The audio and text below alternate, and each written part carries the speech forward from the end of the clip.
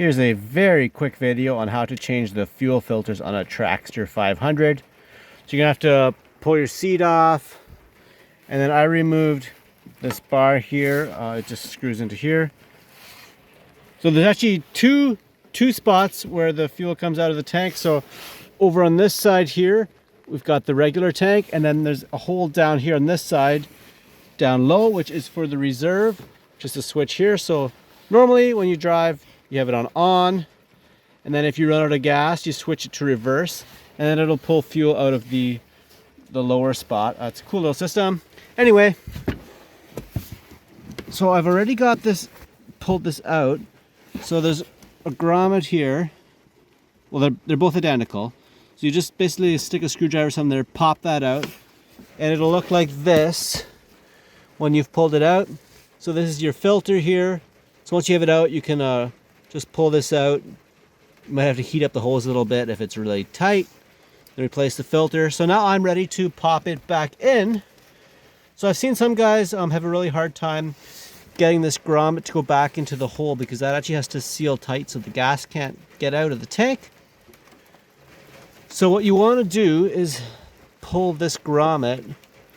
I'm not sure if I'm going to be able to do this with one hand while I hold the phone, but you just want to pull this up onto the hose so that the grommet's able to compress when you put in the hose. So you slide this grommet down onto the hose, then you insert this back into the gas tank, and with this grommet still up here, you seal the grommet into the hole. Yeah, then once you got the grommet sealed in the hose, you can slide everything back into place and seal it all up.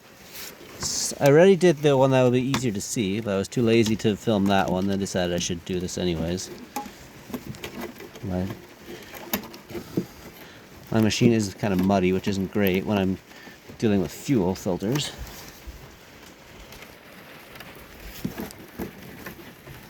The other one's a lot easier to access than this one. Okay, so I had to set that down just to use two hands to get this in here. Okay, so you're going to take this grommet, slide it down like so. Now we're going to stick this into the tank. Okay, so I got that into the tank now. Now, what you want to do is pop this grommet in. Okay, so I finally got it in. Won't lie, that was not easy.